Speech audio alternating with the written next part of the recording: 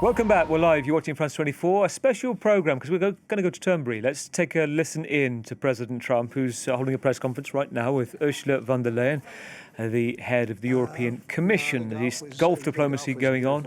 Let's listen in. Golf can never be bad, even if you play badly. It's still good. If you had a bad day on the golf course, it's okay. It's better than other days. But no, I think I look forward to this meeting. You know, we've had a hard time with trade with Europe, very hard time, and I'd like to see it resolved. But if it isn't, we'll, have tariffs, and they'll do what they have to do. But we have a good chance of getting it resolved. We'll probably know in about an hour. It shouldn't take that long. It's, it's complicated, but not really complicated when you get right down to it, right? No. The August 1st is there for everyone. The deals all start on August 1st. Most of the deals, other than steel and aluminum, which we've been getting 50% tariffs from, I guess, just about everybody, and those have come in. And we've taken in, hundreds of billions of dollars just on steel and aluminum. You've seen the numbers. We had a tremendous amount of money come in over the last month. And it's coming in, very rapidly, which is fair. We have a lot of steel mills and plants, aluminum mills and plants being built. We have a lot of AI being built, and we have a lot of auto plants being built or going to be built because they don't want to pay tariffs. So, if they don't want to pay tariffs, the best way to do it is just build your plant in the United States. Yes, please. Sir, what do you expect from the Europeans in terms of opening their markets to American products? Well, they have to open up to American products. We're open to European products, and we have been for forever. I don't think we have, we just about don't have any, I don't think we have any product we say you can't sell. I guess you could get a little bit cute with chips, but that's, a little bit different category, too. No, Europe is very closed. We don't sell cars into Europe. We don't sell essentially agriculture of any great degree. They want to have their farmers do it. And they want to have their car companies do it. I'm not saying anything that nobody knows. We have a rough situation. If we want to sell cars in Europe, we're not allowed to. And as you know, they sell millions and millions of cars, Mercedes, BMW, so many different, Volkswagen, so many different cars, and so many millions of cars. I would imagine number one, I didn't look at that, but I would imagine number one by far, more so than even Japan. Japan sells a lot of cars, too. But the Japan deal worked out very favorable, very good, I hope for them, too. And that's what we want to do, make everybody happy. Yes, please. Mr. President, should Israel be doing more to allow food into Gaza? Say it. Should Israel be doing more to allow food into Gaza? What did you say? Should Israel be doing more to allow food into Gaza? Well, we gave $60 million 2 weeks ago, and nobody even acknowledged it for food. And it's terrible. You really at least want to have somebody say thank you. No other country gave anything. We gave $60 million 2 weeks ago for food for Gaza. And nobody acknowledged it. Nobody talks about it. And it makes you feel a little bad when you do that and, you have other countries not giving anything. None of the European countries, by the way, gave. Nobody gave but us. And nobody said, gee, thank you very much. And it would be nice to have at least a thank you. And I took a lot of heat. When I do that, a lot of people aren't happy about that because they say, well, why are we doing it and nobody else? But I think we had a humanitarian reason for doing it. What's going to happen? I don't know. I can tell you that Hamas, as I said, would happen at the end. We've gotten back a lot of hostages, a tremendous number of hostages, most of them. Now we have dead hostages, and the mothers want them back. And we have 20 people, approximately, but that are living. But we have a lot of bodies, and the parents want those bodies as much as they would want their child if that child were alive. I met with parents that it was so sad. Sir, please get my son back. How is your son doing? Well, he's dead, but they have his body, and it's so important. It's more important. It's almost like more, but as important as if the child were living. These people were, they're devastated. And I said, when you get it down to a certain number, you're not going to be able to make a deal with Hamas, because once they give them up, then they feel that that's going to be the end of them. And what I said is exactly true. You know, they had a routine discussion the other day, and all of a sudden they hardened up. They don't want to give them back. And so Israel's going to have to make a decision. I know what I do, but I don't think it's appropriate that I say, but Israel's going to have to make a decision. Mr. President, when you were in the Middle East, you talked about the images coming out of Gaza and starving kids. Those images are still going. Many of them are much worse. Thinner children, starving. What do you see or feel when you look at those images today? Well, it's terrible. You know, when I see the children, and when I see, especially over the last couple of weeks, and people are stealing the food, they're stealing the money, they're stealing the money for the food, they're stealing weapons, they're stealing everything. It's a mess. That whole place is a mess. The Gaza Strip, you know, was given many years ago so that they could have peace. That didn't work out too well. When Israel gave that up, whoever was the prime minister at the time, who I know who it was, but it was not exactly a very clever thing to do, because that was given so that they finally have peace, and it's actually made the situation worse. But we'll see what happens. I think Iran is acting up. I think that we have a lot of people acting. We have Venezuela acting up in a different way. They continue to send people that we rebuff to our border. They continue to send drugs into our country. Venezuela, they've been very nasty, and we can't let that happen. But we have other countries too. We do have, and this is just getting a little off subject, but we have now the safest border we've ever had. And I think in many respects we probably have the most successful. And I say it all the time. Every leader, when I went to NATO the other day, every leader said, you have the hottest country in the world. We have the hottest country in the world now. We're taking in hundreds of billions of dollars. We have the highest stock market we've ever had. We have the best numbers we've ever had. But we have hundreds of billions of dollars pouring into our country. And I think it's the hottest. And by the way, 1 year ago, our country was dead. We had a dead country because of an incompetent president and incompetent Democrats. All they know how to do is talk and think about conspiracy theories and nonsense. If they'd waste their time talking about America being great again, it would be so much nicer, so much easier, be very successful. But we were a dead country, and now we have the hottest country anywhere in the world. Yeah. Any other question? President Trump, on this particular deal, if you manage to do a deal today, will that be the end of the matter, or could there be more tariffs coming, particularly on fires? No, if we do a deal today with the European Union, that will be the end of it. Yeah, we'll go, I guess, a number of years at least before we have to even discuss it again. No, that would be the end of it. And this is the biggest deal. People don't realize this is bigger than any other deal. We have great countries. I'm familiar with many of them. So are you. And this is really the biggest deal. This is I guess we're the biggest out there, and they're the second. And when we come together, this will be the biggest deal. If that happens, and it could happen, should happen. Okay? Thank you. Will pharmaceuticals be part of today's? No, it won't. Pharmaceuticals will be, could be, we'll do something, but basically pharmaceuticals won't be part of it because we have to have them made in the United States, and we want them made in the United States. And I think it's easy to say, and I think it's important to say pharmaceuticals are very special. We can't be in a position where we're relying on other countries. Now, Europe is going to make pharmaceuticals, drugs, and everything else for us too, a lot. But we're going to have also our own. A question for President Ursula.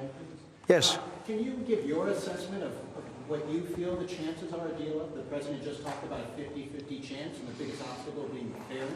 What would you say are those things for you? I think the president is right. We have a 50 to 50% chance to strike a deal. And indeed, it is about rebalancing. So you can call it fairness, you can call it rebalancing. We have a surplus, the United States has a deficit, and we have to rebalance it. We have an excellent trade relation. It's a huge volume of trade that we have together. So we will make it more sustainable. Mr. Trump, can you do better than a 15% tariff rate for the EU? Better meaning lower? Yeah. No. Mr. President, to return to Gaza, you're going to meet the British Prime Minister tomorrow. He's going to ask you to consider again peace talks between Israel and Hamas. Are you now saying there is no point in trying to resolve? Well, we're meeting about a lot of things. We have our trade deal, and it's been a great deal. It's good for them and good for us, I think. You know, the UK is very happy. They've been trying for 12 years to get it, and they got it. And it's a great trade deal for both. It works out very well. But we'll be discussing that. I think we're going to be discussing a lot about Israel. They're very much involved in terms of wanting something to happen. He's doing a very good job, by the way. Also in Gaza, sir, did you speak with Prime Minister Netanyahu this weekend about getting more aid to Gaza? I talked to him, yeah, I did. I talked to him about a lot of things. I talked to him about Iran. I think Iran's been very nasty with their words, with their mouth. I think they've been very nasty. They got the hell knocked out of them, and I don't think they know it. You know, I actually don't think they know it. They really do. The whole thing's a con job. We have a lot of con jobs going on. But Iran was beaten up very badly, for good reason. We cannot have them have a nuclear weapon. But they still talk about enrichment. I mean, who would do that? You just come out of something that's so bad, and they talk about, we want to continue enrichment. Who would say that? How stupid can you be to say that? So we're not going to allow that to happen. We're not allowing that to happen. Did you talk about more aid into Gaza? Will I do more aid? Yeah. The U.S. is going to do more aid for Gaza, but we'd like to have other countries participate. We're going to mention that to the European Union today. You know, that's an international problem. It's not a U.S. problem. It's an international problem. And we're giving a lot of money and a lot of food and a lot of everything. If we weren't there, I think people would have starved, frankly. They would have starved. And it's not like they're eating well. But a lot of that food is getting stolen by Hamas. You know, they're stealing the food. They're stealing a lot of things. You ship it in and they steal it. Then they sell it. On Friday you said that Europe is being crushed by mass migration, and I wonder whether your friends on this side of the room agree with you on that. Well, I'd let you respond to that if you'd like. So we have been working intensively on the topic of irregular migration.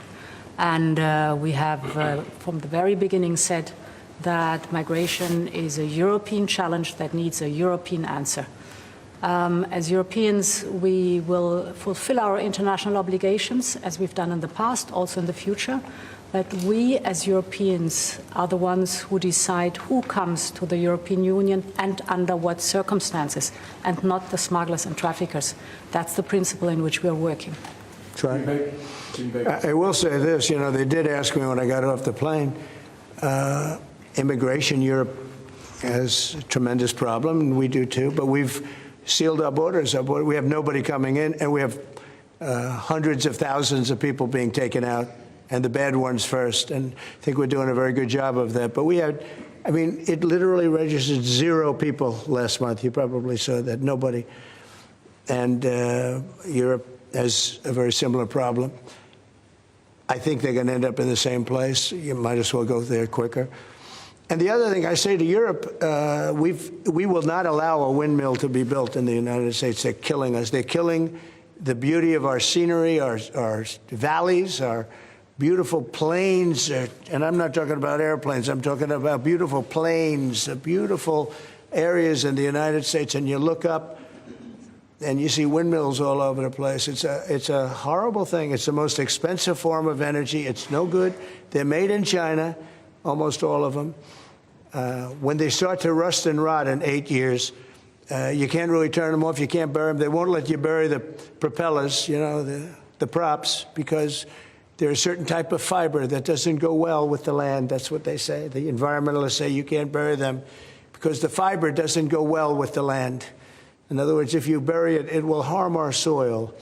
The whole thing is a con job. It's very expensive. And in all fairness, Germany tried it, and Wind doesn't work. You need subsidy for wind, and energy should not need subsidy. With energy, you make money. You don't lose money. But more important than that is it ruins the landscape. It kills the birds. They're noisy. You have a certain place in the Massachusetts area that over the last 20 years had 1 or 2 whales wash ashore, and over the last short period of time, they had 18, okay? Because it's driving them loco. It's driving them crazy. Now, windmills will not come. It's not going to happen in the United States. And it's very expensive. And I would love to see. I mean, today I'm playing the best course, I think, in the world, Turnberry. Even though I own it, it's probably the best course in the world, right? And I look over the horizon and I see 9 windmills. It's like great. At the end of the 18th, I said, isn't that a shame? What a shame. You have the same thing all over Europe in particular. You have windmills all over the place. Some of the countries prohibit it, but people ought to know that these windmills are very destructive. They're environmentally unsound, just the exact opposite. Because the environmentalists, they're not really environmentalists. They're political hacks.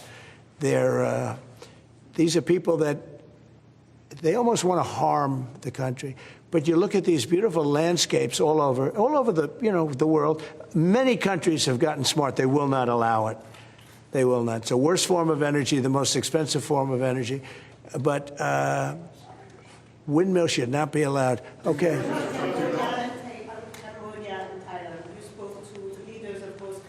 I did. Are they doing enough to stop this? I hope so. You're talking about Cambodia and Thailand?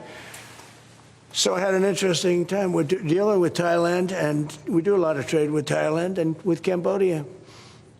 And yet, I'm reading that they're killing each other. They're fighting. They're in a war. And I say, this should be an easy one for me because I've settled with India and Pakistan, and Serbia and Kosovo was going at it, but they have for a long time, in all fairness. Right? You know about that.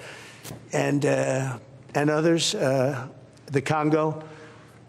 And what's gone on there. That's been a horrible thing with Rwanda. That's been a horrible thing. 31 years, 7 million, 8 million people killed. Machetes all over the place. It's a terrible thing. We got that one solved. We did 5 of them.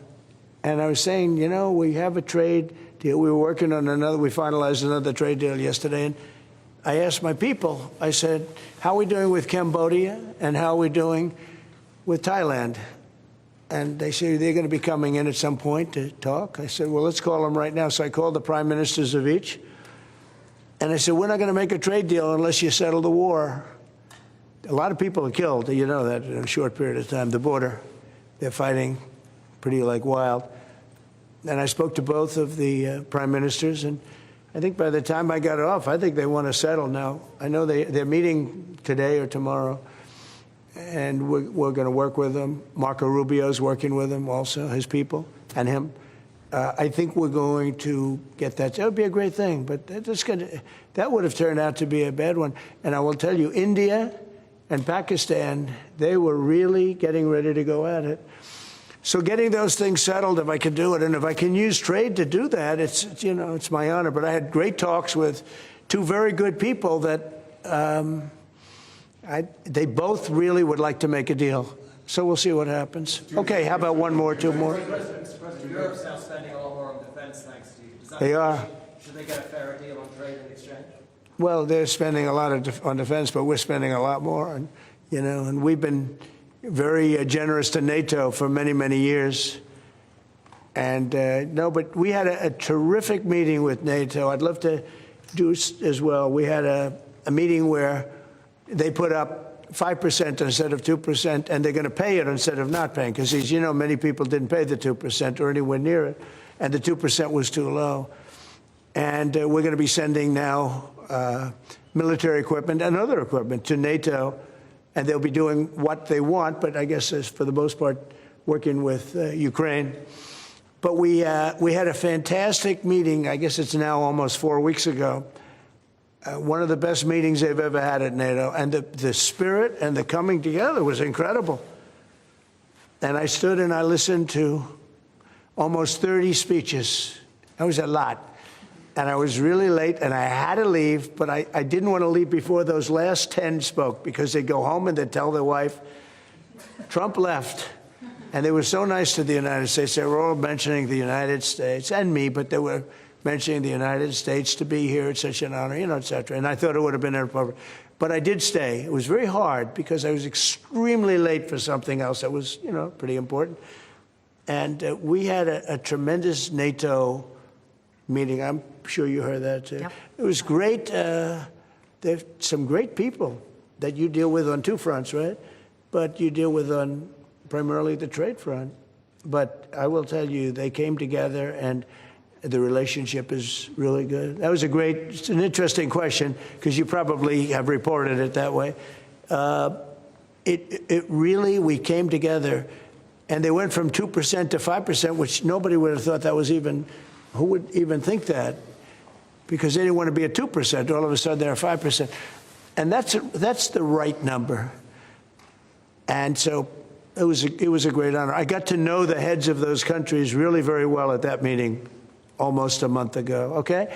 Thank you very much, everybody. We'll let you know what's happening. Thank you. Will you be visiting your Irish golf course anytime soon, Turnberry? I will. I love Turnberry. I'll go. It's not in the Strip, but I'll go soon.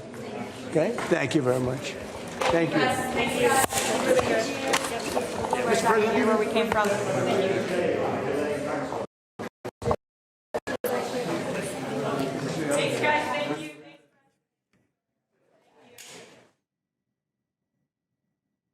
You're watching France 24. We're just watching the end of the press conference from President Trump and Ursula von der Leyen, the head of the European Commission. 25 minutes. Mostly President Trump talking, very wide-ranging, predictably wide-ranging if anybody's watched President Trump's interviews, talking about the EU and a trade deal, saying that if the EU, he says, to avoid tariffs of 35% kicking in on August the 1st, there is a 50-50% chance, echoed by Ursula von der Leyen. She briefly said, very careful, calibrated, cautious Ursula von der Leyen, I must say, in that room. Mostly it was President Trump speaking for the bulk of that 20 minutes. But he also said that they could, quote, do no lower than a 15% tariff rate with the EU. He spoke about the concerns of the car industry and why it was important, he said, for the US to level the playing field. They also talked about issues including Thailand and Cambodia, those 4 days of border skirmishes. He said that he will be looking at that. He said, quote, I think they're going to settle on the fighting after 4 days, those border clashes over territory and the territorial claims. He said, but we're going to work with them. We know he's spoken to both the prime ministers of both countries. They're likely to meet in Malaysia in the next 24 hours. And we also heard about wind farms. We've heard this before, particularly personal for him. He's called them ugly, grotesque. They ruin the Scottish coastline, this tirade, because he said it deters tourists from his golf courses and the view in sight as well. Let's bring in Colm Murphy in London, British professor of politics at Queen Mary University. Great to have you on the programme this evening. Professor, let's start with what you've just heard. What do you take away from those 25 minutes? As I say, it was mostly President Trump, quite a cautious Ursula von der Leyen there. Yes, it was mostly President Trump. And as you say, it was a characteristic performance from him. I took away a couple of things. So firstly, the EU-US deal, if it does happen, and as was indicated, is about 50-50 chance, looks like if it does happen, it will be broadly the outline we expect. So it would be about 15% on most goods. I didn't hear any indication as to whether cars would be involved. And I know that matters a lot to the EU and particularly to certain member states like Germany. And it was interesting that pharma was explicitly kind of separated out by Trump. So that's the first thing I took away. The second thing that really struck me was actually how Trump talked about the Gaza crisis. I was really struck when he was asked about the starvation in Palestine. And although he did recognize it a couple of times and talked about US aid, he kept pivoting back to other things, either the Israeli hostages, which is the Israeli hostages held by Hamas, which is of course important, or the alleged stealing of aid by Hamas. And I thought that was quite revealing. It revealed his state of mind on it. He seems to not prioritize the humanitarian disaster in the way I read that press conference. You've picked up on something that I listened to at the same time. You kind of have to do live fact checking on this. It was very interesting twofold. First of all, the fact that he talked about 60 million in US aid in recent weeks going to food. And we've kind of, if you go back to that Zelensky press conference in the Oval Office back in February, to which he said, you didn't say thank you for the help that we've given you. We heard JD Vance saying the same thing, didn't we? We got that sense there's been no real gratitude shown, whether he wants gratitude from Palestinians or from Israel or for the wider international community. And then he went on to say there's been nothing given from the EU. Now, 2 points of note there. First of all, that there was no comeback from Ursula von der Leyen, because if we look at the details, the EU have, since 2023, since the conflict, the outbreak, 450 million euros in humanitarian aid and food, since January, an aid package of 120 million euros. So that simply isn't the case. But your sense there, Colm, that very interesting, Ursula von der Leyen chose not to take that on right now. Yes, but I think although one could make a moral claim on that or a political claim, it makes strategic sense given that they're literally just about to potentially finalize a trade deal. And it matters hugely to both parties, but particularly to the EU. So von der Leyen is being very, very careful there. She's not trying to pick a fight during a press conference. And you referenced the Zelensky press conference. That's the example of what can go wrong.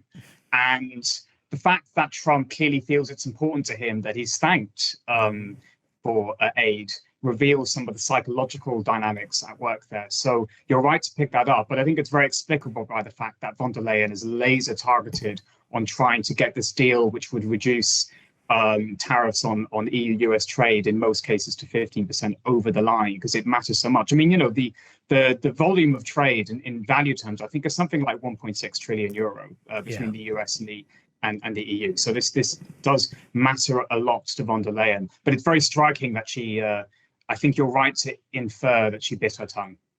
Yes, and to which you will hear the noises, the screams of the car manufacturers, particularly being head of the EU Commission, also being former German defence minister. Of those German car manufacturers, particularly Volkswagen, Trump mentioned it. They will be screaming at what's going on and hoping that in 5 days' time that there is a 15%. And Trump said it would be no lower, and maybe we'll find out what that deal is within the next few hours. He suggested it will be tonight that there'll be a decision.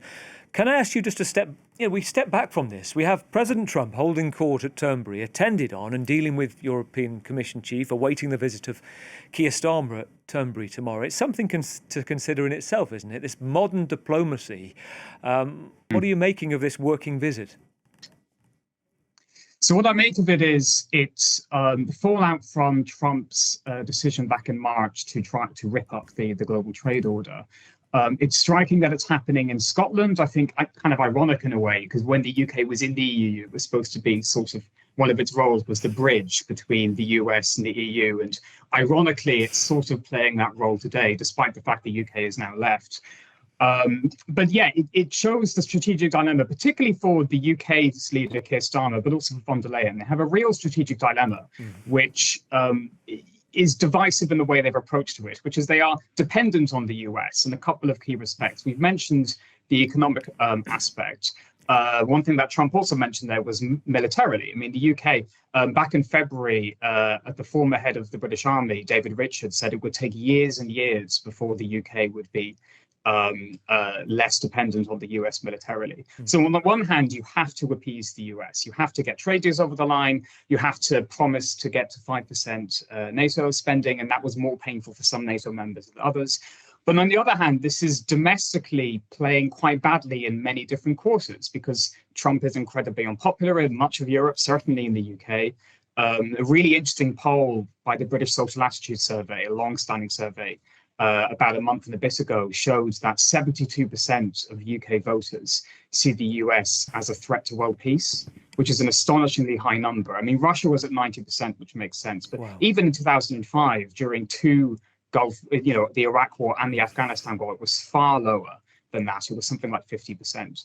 So you put it in that domestic political context. We may talk about this, but Starmer is facing a lot of heat internally from his own party and from other challenger parties about the Gaza issue, and yet they feel strategically confined. So they're trying to balance those things out. And that's the main takeaway I have from this meeting. They're trying to secure a favorable agreement while also not doing that at a Pyrrhic victory where they lose catastrophic political support at home. I want to look at that with you actually in a bit more detail in a moment on Gaza particularly, because there are a number of issues there. Also on Epstein, because we've seen protests, actually some people managed to get onto the golf course at one point this week, have a big placard saying Turnberry twinned with Epstein Island. Those ghosts of that and the story which wouldn't go away. Well, at least we didn't see questions about that in the press conference. There was a tacit mention of it from Trump. But on the issue, firstly, with Keir Starmer about to arrive, he'll have watched that press conference like we did. His aides will be working out what is the best way to deal with him. Do they go back to that sort of tried and tested and perhaps slightly embarrassing level on an international stage to be seen as very sort of praiseful, as he was in the Oval Office delivering that letter from the King? But it seems to be working, or at least Mark Rutte's gone that same effect as the head of NATO. But we're also here, Colm, seeing President Trump's team talking about fine-tuning a trade deal with the UK that weeks on we saw them formally shaking hands and signing on it. So this must be a moment of anxiety for the Starmer government. Yes, I mean, it's worth contextualizing by saying that given the difficult situation since March, which is a very important thing to say before I say the next thing, the UK had a relatively good outcome from those initial discussions. It still is facing higher tariffs, it's 10% on most goods, but that's a better deal than most have got. EU 15%, UK 10%. But there are still some really significant, symbolically, in particular sectors, which Starmer will want to secure. So the big one is steel. In the kind of initial preliminary agreement, it wasn't really a full trade agreement back in May.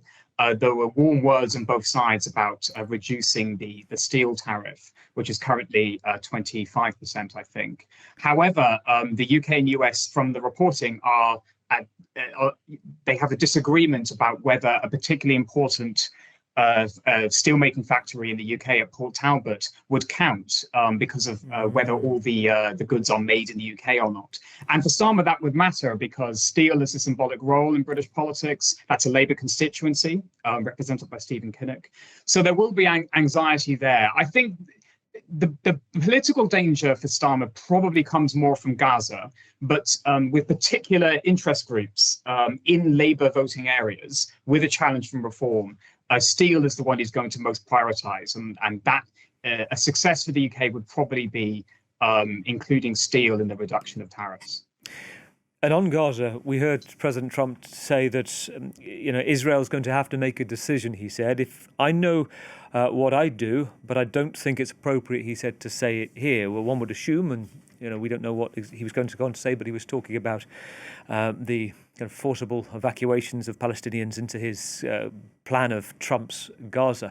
Today, Ehud Olmert, the former Israeli Prime Minister, said that Keir Starmer needs to use his closeness, his bridge, as you touched upon before, not just the physical, but the personal connection, to influence the president in demanding a ceasefire from the Israeli government in Gaza. How do you think he will manage that one?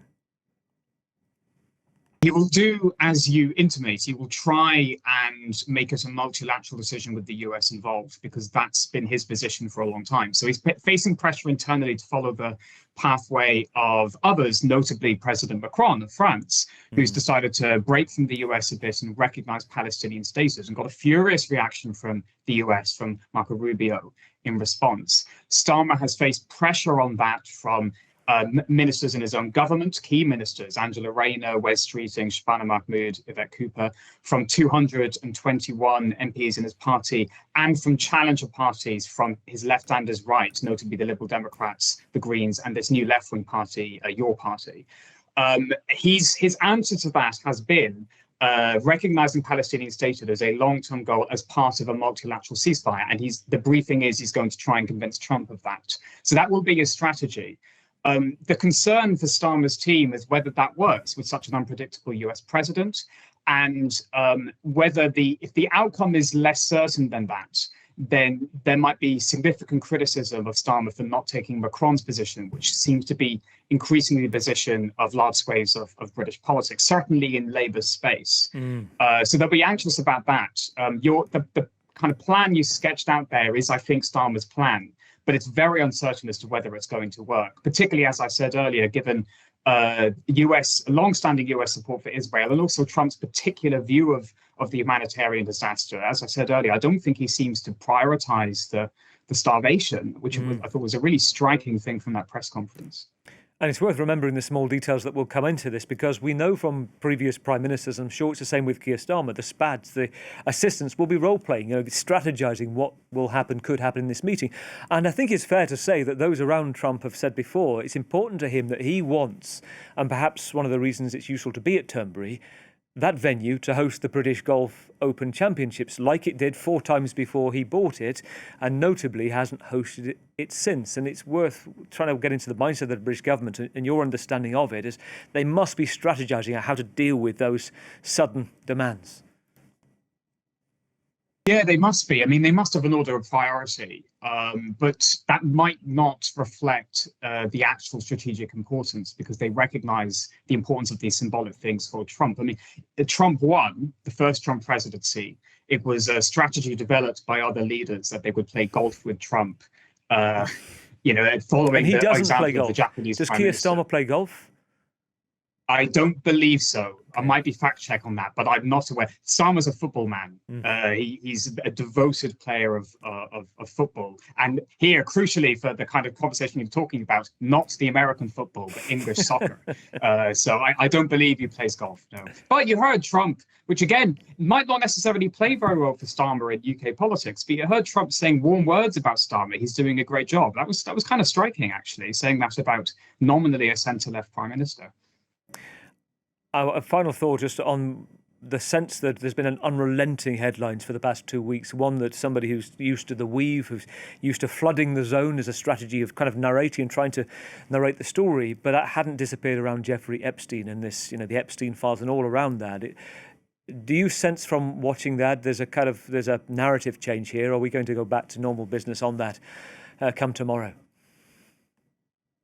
I honestly don't know the answer to the question. It's a very good question, but unusually for President Trump, his interview styles are, speak frankly, rambling, often intellectually incoherent, but he does have a very strong gut instinct of what his supporters like. And that's held true for him and ensured his political success for a long time, except on the Epstein issue. He's made a number of what I would consider stumbles in recent interviews, as you allude to.